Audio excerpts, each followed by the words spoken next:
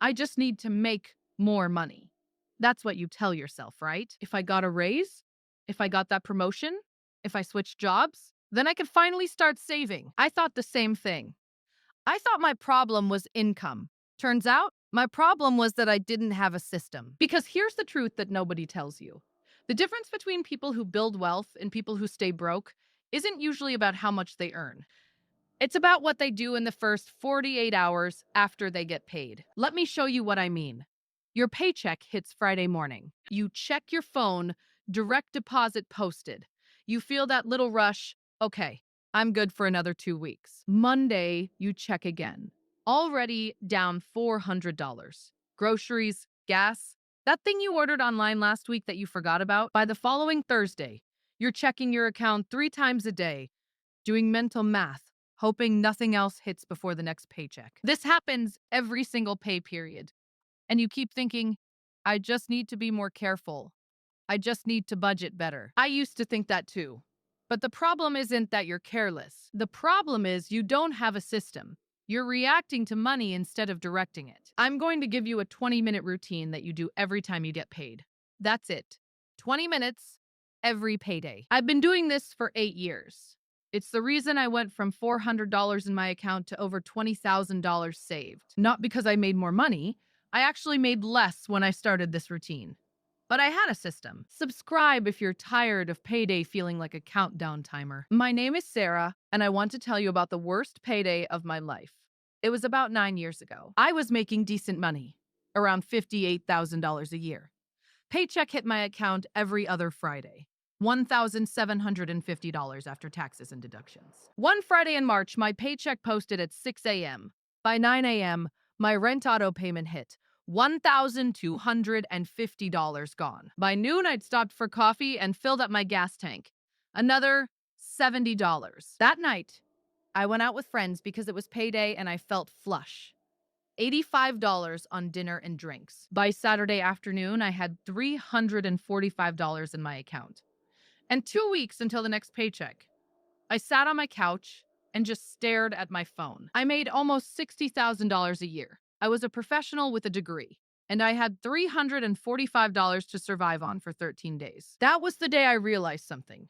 The problem wasn't the amount of money. The problem was that I treated every payday the same way. Money came in, money went out, and I had no control over where it went. So I built a system, and I'm going to walk you through it step by step. But first, I need you to understand why payday matters so much. Because most people think payday is just another day. It's not. Research from behavioral economists shows that money sitting in your checking account for more than 48 hours is 73% more likely to be spent on non-essential purchases. 73%. Your brain does something weird on payday. You get a little dopamine hit when you see that deposit. You feel wealthy for about 6 hours. Your guard drops. You think, I can afford this. I work hard. I deserve it. And that's when they get you. The system, the retailers, the algorithms, everyone who profits from you staying broke. They know payday patterns. They know you're vulnerable. That's why you get promotional emails on Fridays. That's why you see more ads after payday. They want you to treat payday casually. Because casual is how you stay poor. What you do in the first 48 hours after your paycheck hits determines your entire financial future. Not what you do with the money 3 days later. Not what you do after you've paid all your bills. What you do immediately. So here's the system. 6 steps, 20 minutes, every single payday. This is not complicated, but it is non-negotiable. Step 1, the 10-minute money date. You do this within 4 hours of your paycheck hitting your account. Not tomorrow, not this weekend. The same day your money arrives. Set a phone alarm right now labeled Payday Routine for whenever your direct deposit typically posts. For most people, that's Friday morning around 6 or 7 a.m. Set the alarm for 10 a.m. the same day. That gives the money time to post, and you time to get to a quiet place. When that alarm goes off, you grab a coffee or tea, find a quiet spot, and open your banking app. This is your money date. Just you and your numbers. No distractions. Here's what you're doing. You're confirming the deposit amount. Make sure what you expected actually posted. Sometimes there are deductions you forgot about. Sometimes the amount is different. You need to know exactly what you're working with. Then you review every transaction that hit your account since your last payday. Every single one. The $4.99 subscription you forgot about, the $47 at Target, the $12 DoorDash order, all of it. You're not judging yourself. You're not spiraling into shame. You're just observing, building awareness, because you can't change what you don't acknowledge. This takes about 10 minutes, and it sets the tone for everything else. You're taking control before your money disappears. Now, if you have a partner and you share finances, this money date is something you do together. I know. Talking about money with your partner is awkward, especially if you've been fighting about it. But here's the thing. When you both see the same numbers at the same time, there's no blame. There's no, you spent this, you spent that. You're both just looking at reality together. Later in this video, I'll give you a script for how to invite your partner into this routine without starting a fight. But for now, just know that if you're in a relationship, this works better when you're both involved. Step 2, pay yourself first. And I mean first, not after rent, not after bills. First, the moment you finish your money date, you immediately transfer money to savings. Minimum $200. If you can't do $200, do $100. If you can't do $100, do $50. But you do it before anything else. This is the most important step in the entire system. Because if you wait until after you've paid all your bills, there will be nothing left. I promise you. There's always another bill, another expense, another reason you can't save this month, so you pay yourself first. You treat your savings like it's your most important bill. Because it is. This is your future. This is your freedom. This is your walking away money. Now, you need a separate savings account for this, not the savings account attached to your checking. A different bank entirely. I use a high-yield online savings account. Takes 2 business days to transfer money back to checking. That friction is intentional. It makes you think twice before you raid your savings. Label this account Freedom Fund or Emergency Fund or whatever motivates you. This is not vacation money. This is not new car money. This is your foundation. Transfer that money right now, during your money date. Set up the transfer, watch it process. Feel the tiny bit of discomfort as that money leaves your checking account. That discomfort is growth. That's you breaking the pattern. If you're sharing finances with a partner, you both agree on this number together. Maybe it's $100 per paycheck. Maybe it's $300. Whatever it is, you both commit and you both see it happen. That way, there's no resentment later about where the money went. Step 3. Zero out last period slippage. This is the step most people skip, and it's why they never get ahead. Here's what slippage means. Last pay period, you budgeted $400 for groceries, but you spent $520. That's $120 in slippage. You overspent your category. Most people ignore this. They just hope it works out. It doesn't work out. That $120 either went on a credit card that's now accumulating interest, or it came out of another category, which is now short. So this pay period, before you do anything else, you allocate money to cover last period slippage. You're fixing the leak before you try to fill the bucket. Look at your spending from the last pay period. Where did you overspend? Groceries? Gas? Eating out? Whatever it was, you set aside money this period to zero it out. If you overspent $120, you allocate an extra $120 from this paycheck before you do your normal budget. You're catching up, getting back to baseline. This is how you prevent credit card debt from spiraling. This is how you stop that feeling of always being behind. Now, you might be thinking, but Sarah, if I overspent last period, I probably don't have extra money this period to make it up. You're right, which means you need to pull it from somewhere. Maybe your fun money this period is $50 instead of $100. Maybe you're eating more rice and beans this week. Maybe you skip the coffee runs for 2 weeks. It's not fun, but it's necessary. Because if you don't close the gap gets wider. And 6 months from now, you're $2,000 in credit card debt, wondering how it happened. I learned this the hard way. I used to just ignore overspending. I'd tell myself I'd make it up eventually. Eventually never came. I was always behind. Always stressed. When I started zeroing out slippage every payday, my credit card balance stopped growing. Within 4 months, it started shrinking. Within a year, it was gone. Step 4. The big 3 allocation. Now we get into the meat of your budget. Your big 3 expenses: housing, debt minimums, and essential utilities. Housing should be on auto pay. Your rent or mortgage should withdraw automatically the same day every month. During your money date, you confirm that it posted or is scheduled to post.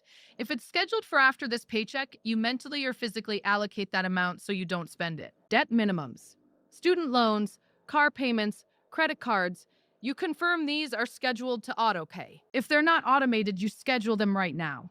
You don't wait. You don't tell yourself you'll remember. You schedule it during your money date. Essential utilities, electric, water, internet, phone. Check what's due before your next paycheck. Some utilities bill monthly, some quarterly. You need to know what's coming. If your electric bill is due in 5 days, you allocate that amount right now. After you've confirmed or allocated your big three, you calculate what's left. This is your discretionary money. Everything else in your life needs to fit inside this number.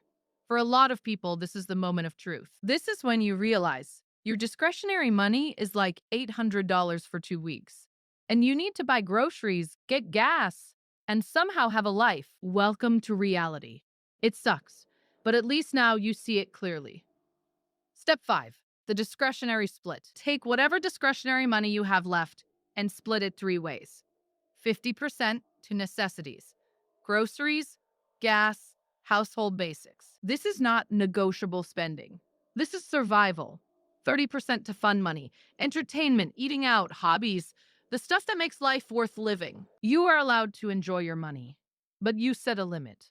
20% to buffer, unexpected expenses, small emergencies, the things that pop up every single pay period. Your kid needs supplies for a school project. Your prescription costs more than you thought. The buffer absorbs these hits, so they don't derail everything. Here's the key. You physically separate the fun money. If you're old school, you pull it out in cash and put it in an envelope. If you're digital, you transfer it to a separate checking account that you use only for discretionary spending. Why? Because when your fun money is mixed with your necessity money, you have no idea what you can actually spend. You're constantly guessing. And guessing is how you overspend. But when your fun money is separate, you have perfect clarity. You can check the balance and know exactly what you have available for non-essentials. When it's gone, you're done spending. No guilt, no stress, just math. I use a separate debit card for fun money. It's connected to a different account.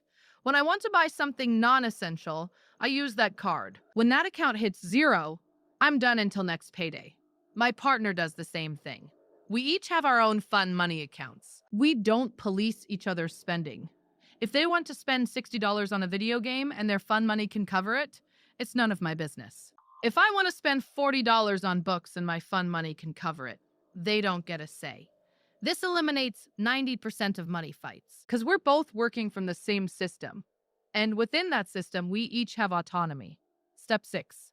The 2-minute future check. This is the step that separates people who just survive from people who actually get ahead. Before you close out your money date, you look ahead to your next payday. That's 2 weeks from now if you're paid bi-weekly, 4 weeks if you're monthly. You ask yourself one question. Are there any irregular expenses between now and then? Birthday coming up? You need to buy a gift. Annual subscription renewing? Amazon Prime, Costco membership, car registration. Car insurance due? Oil change needed, dentist appointment with a copay. These irregular expenses are what destroy most budgets because you forget about them until they hit, and then suddenly you're short. So you plan for them now, during this money date.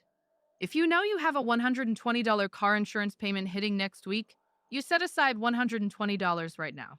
You move it to your buffer category or to a separate bills account. You don't spend it. It's earmarked. This is how you stop being surprised by your own life. Future you sends a thank you note to present you every single time you do this. And that's it. 6 steps, 20 minutes, every single payday. Week 1, this is going to feel awkward. It's going to take more than 20 minutes because you're learning the system. That's okay. Do it anyway. Week 3, it's starting to feel more natural. You're seeing patterns. You're noticing where your money actually goes. Week 6, you're not overdrafting anymore.